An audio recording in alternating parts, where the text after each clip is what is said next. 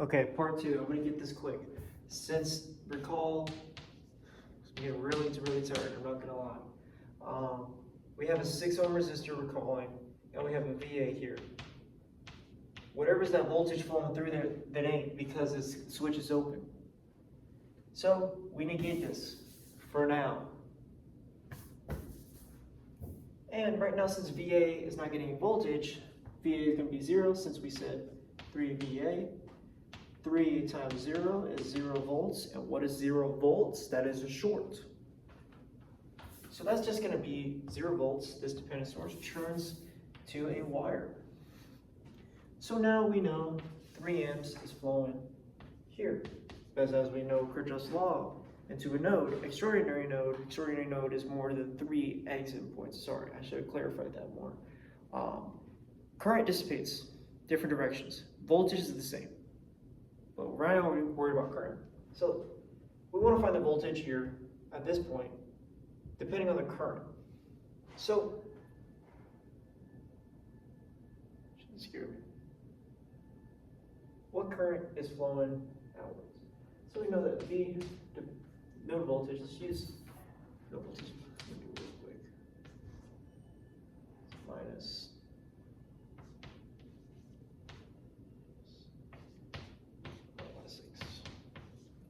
okay. So we can get our calculator and do it by hand. My hands are messy. I could use MATLAB. Really should have done it really earlier.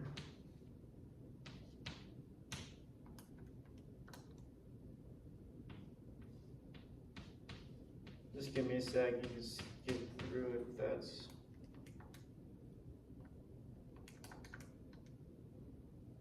so we have 3.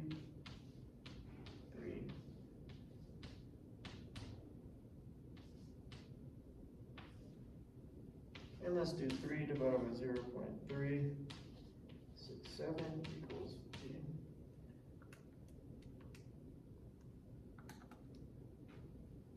And we get a voltage of 8.174. You might say, is that voltage drop? Maybe. Well, at that point, that sounds about right. But, wait a minute.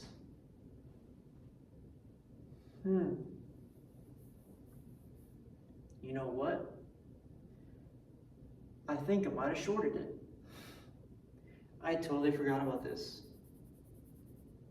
This node was connecting directly to here, which then implies that this was being shorted. As y'all know,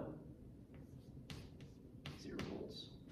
There's barely no difference. So, you know what? There's no current flowing through. So in reality, this is wrong.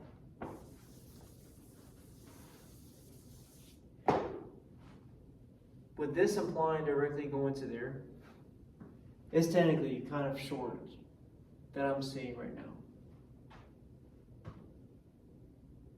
Current is dissipating over here. We can use no voltage right here to figure out what the voltage difference between here is. But this just goes to 0. And this applying to go here, and this goes out. This is going to be directly proportional to this, whatever voltage is from here can be from here. And the voltage is going to be 15 volts. From that, it's going to be leaving, so it's minus 0. So the potential difference is 15 minus 0. So no, we're getting an input voltage there. Okay.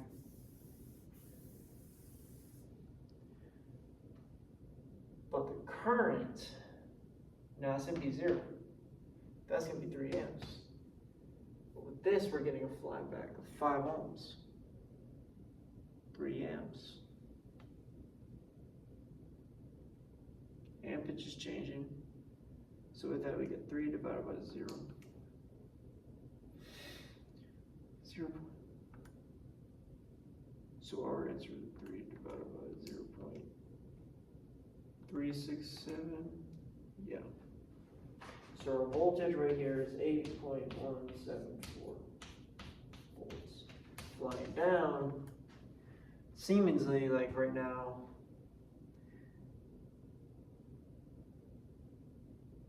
that doesn't make sense. Okay, so we do mesh here, -1 equals 3 amps, and then we can do I2, which is I2. I know I'm taking so much time, minus I1, 5. And with that, we can then 5/2 minus 3. Then find the current plus equals 3. I2 equals 0.6 already. So now 3 minus 0.6 is 2.4 flowing towards here. See, I2 is our counterclockwise of 0.6 we found. I2 is 0.6 amps. That's just the ampage going down there. Drops, we're getting 2.4 amps. So the 6 times 2.4, and we are getting about 14.4 volts initially on there. That makes a little more sense. Okay. We're getting about a 0.6 voltage drop.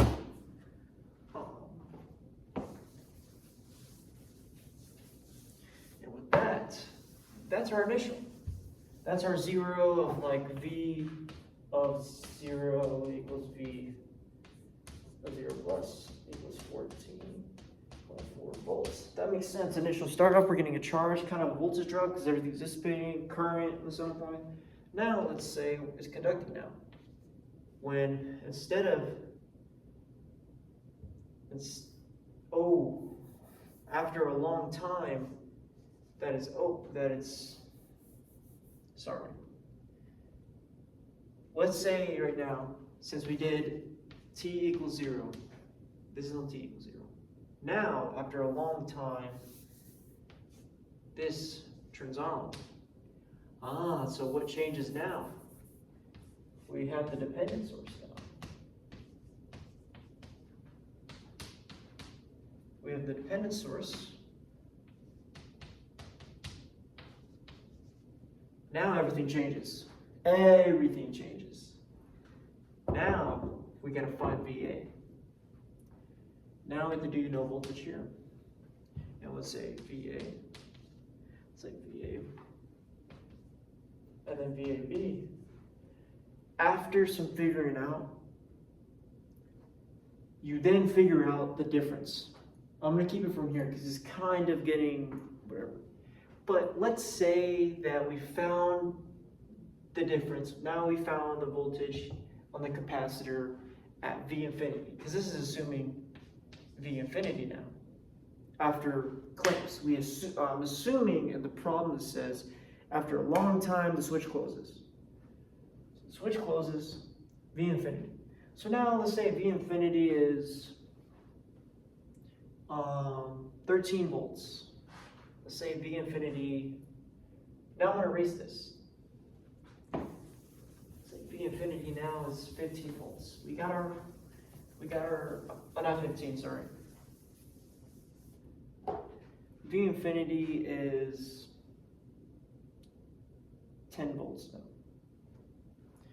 V infinity, I'm hypothetically saying that. You could say, you know what, let's say it's 0. So we can then simplify it. And they know it's not always the case right there. So let's say 10.4 volts at V infinity. As we could say, the initial from the infinity, we're getting a discharging. This is the aspect called discharging. We're getting a loss of 4.4 volts. So then, let's say the R equivalence, I should have kept, okay, you know what? I should have kept it there. So let's bring it back.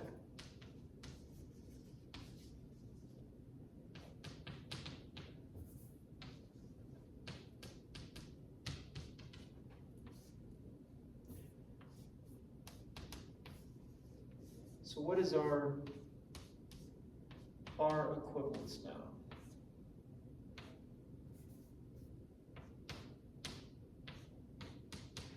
Well, for dependent source, we kind of have to use, this is my model, we kind of have to use, I forgot a resistor here. Thevenin's analysis here. Kind of going back. R equals RV over open, for our I short current, which our V open now, what we got was V infinity as open. We're applying after open a long time. We're not applying initial state. You might say, well, we assumed that it was open initially. No, we are finding our equivalence based on after a long period of time. So we are using overcurrent. Now we gotta find the short. Now, how do we, now we apply short.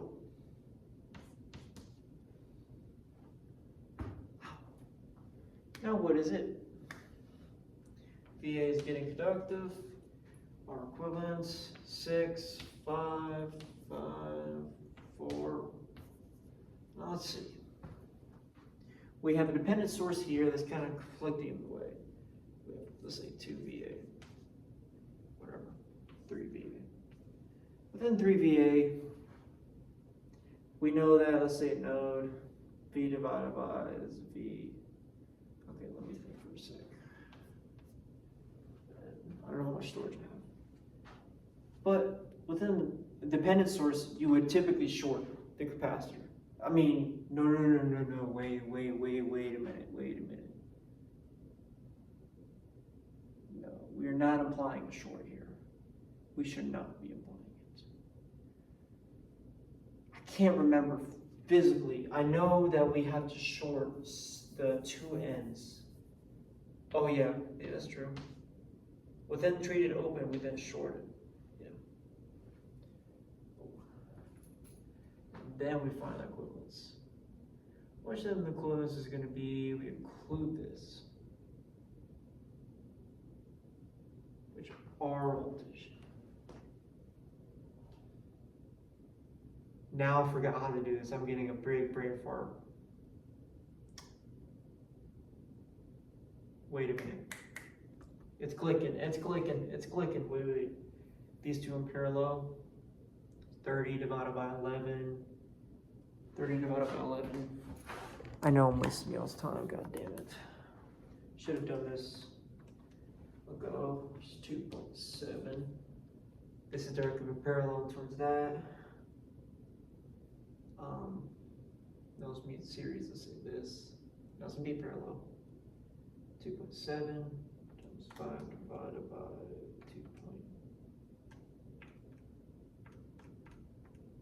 2.7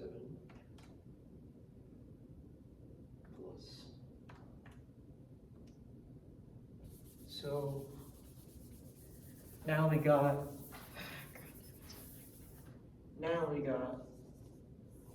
a 1.765 ohm directly in parallel with this one, which is times 4 ohms divided by 1.765 plus 4, and we get a simplified circuit of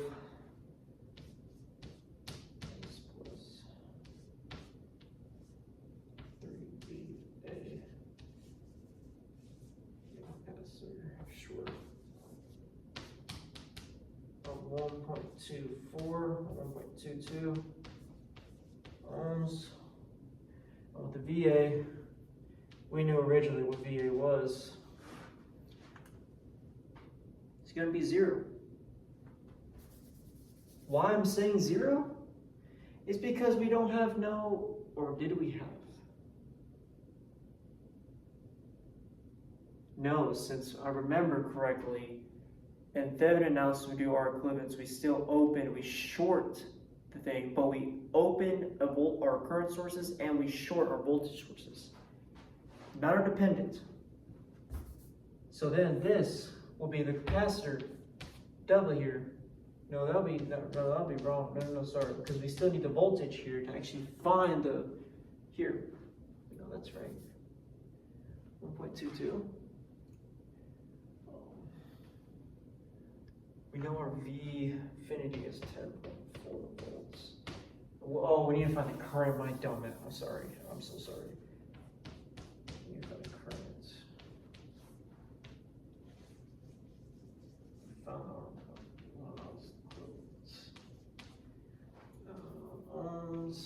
And then let's assume right now for VA is going to be, you know what, I'm going way too much in this. Let's say right now we got it being